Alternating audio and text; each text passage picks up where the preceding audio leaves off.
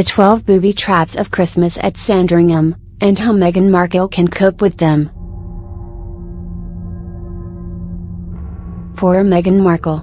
Just as she is getting ready for her very big day, then an even more terrifying event comes along: Christmas with the in-laws.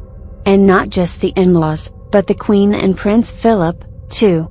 It's enough to make you run for the Rocky Mountains. No doubt her fiancé, Prince Harry, will have briefed her on what to expect when she spends Christmas at Sandringham, arriving later today in time for the annual black tie supper and not leaving until after the Boxing Day shoot. Meghan will face hurdles that are familiar to us all at this time of year, albeit far more intense. And if she's not careful, she could become a right royal pain. Indeed, even the most seasoned of country house guests might feel their stomach churn at the thought of plunging straight into Windsor family life at such an auspicious time of year. What to buy the Queen? What to wear? What to say?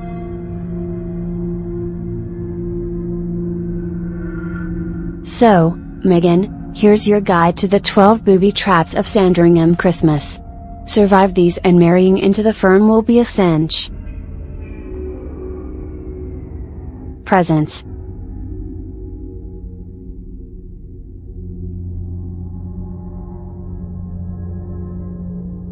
The royal family do gifts at tea time today, as is traditional in Germany. Everything is laid out on long trestle tables in the hall. Kate Middleton once admitted the question of what to get the Queen left her completely stumped. Her solution, homemade chutney, was clever, but one can't quite see Meghan dusting down her heavy-bottomed copper pan. Remember, they love thrift. And jokes. Really awful jokes, like novelty loo roll holders, Princess Anne's first Christmas present to Diana. The main thing is, nothing flashy. Don't go mad. You like the corgis, but diamante-encrusted collars are a no-no. Nothing from Harrods. Nothing political. And no books. The Queen likes practical presents, so you can't go wrong with a thermos flask.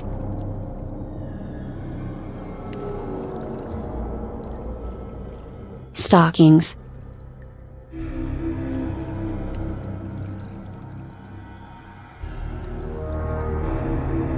You will notice a giant sock at the end of your bed on Christmas morning. It will contain some small and possibly quite strange gifts, such as walnuts and tangerines. You are not expected to reciprocate, so do not attempt to enter the Queen's bedroom in the middle of the night with a bulging sock. A mid-morning walk.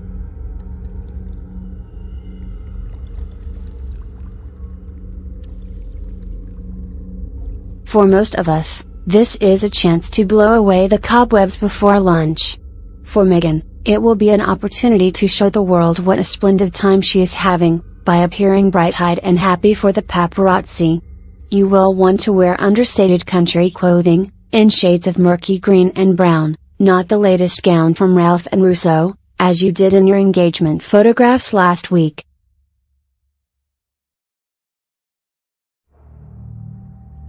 Church.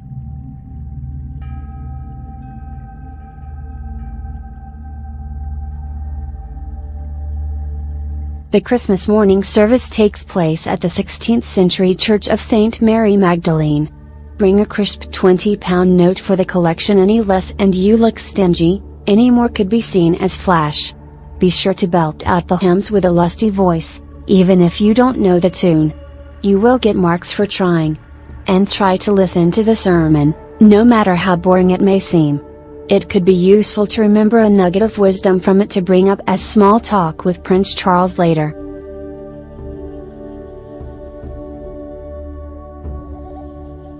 Crackers.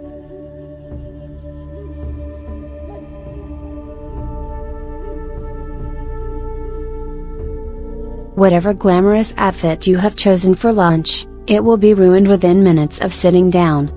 This is because the two people either side will force you to take part in a tug of war over a cardboard tube stuffed with bits of novelty shrapnel, a Christmas cracker, something most Americans are unfamiliar with. See also, Boxing Day. The most important of these is a garish paper hat, designed to resemble the Queen's crown, which you must wear. This is the one occasion when you can don a fake crown in front of the monarch.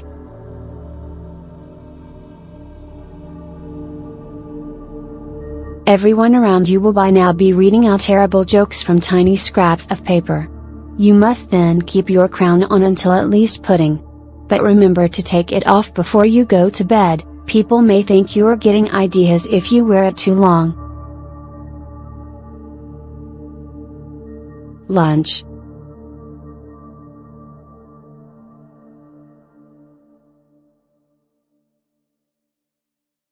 As at Thanksgiving, turkey will be served. You will be expected to consume vast quantities of roast potatoes, parsnips, carrots, and Brussels sprouts. Any unpleasant side effects you experience during the afternoon are normal. Do not be alarmed by so-called bread sauce, a mass of congealed white matter that tastes of cloves and onion. It is meant to be like this.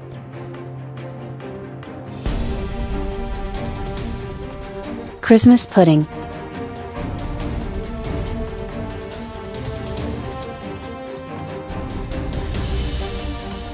A moist brown steaming mound that appears on the table after lunch. The Queen is so fond of it that she makes all her staff have one, giving away 1,500 puddings before Christmas. Believe it or not, they are often several months or even years old.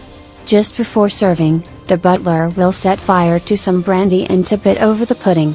Do not reach for the fire extinguisher. There's another catch: hidden within the lumpy interior is an old coin, which someone will bite on and likely break their tooth. It could be you. At least your engagement pictures have already gone out.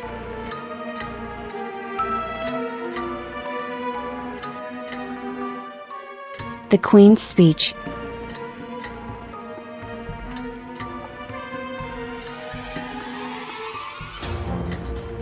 At 3 p.m. on Christmas Day, the Queen will appear on television. No big deal. You might think you've been in 103 episodes of Suits. And, like Suits, it is pre-recorded. But that is where the similarities end. You may think the Queen could do better at emoting. Resist the temptation to critique her performance. Her speech is not meant to be exciting. It's supposed to be more like a monologue from a Beckett play. The correct response is to nod, and pretend to understand. The one thing you must not do is to fall asleep. That is a privilege reserved for the rest of the nation.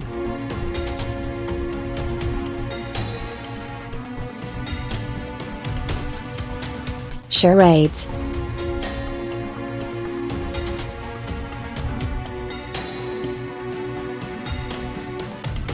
An ancient British tradition performed once a year after dinner on Christmas Day.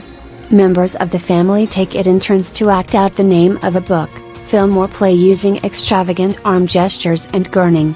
It is fiercely competitive, though everyone will pretend it isn't. As an actress you may think you have a natural advantage, but be careful not to do too well. Be sure to join in with the guessing too. If you have no idea what's happening, just keep yelling Titanic, as someone will choose it at some point.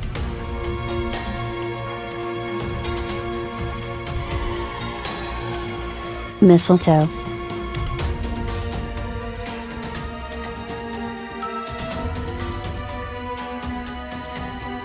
Public displays of affection are not encouraged, unless pre-approved by the Palace Press Office in a choreographed shoot. The only other exception is if you are standing beneath the sprig of foliage pinned up in the hall. But stick to a chaste back, don't spend all day snogging. The Boxing Day shoot.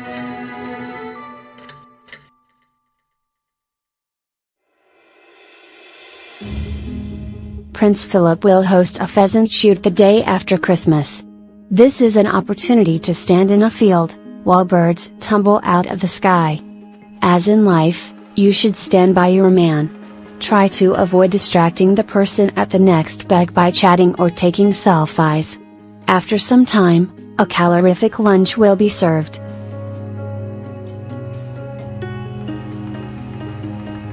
There will then be more standing around in a different field until it gets dark. Everyone then goes home for hot baths, no showers. Only then are you free to watch the BBC adaptation of The Miniaturist, a thriller featuring a young woman who marries a wealthy man in another country. On second thoughts, best stick to reruns of Suits. And so to bed and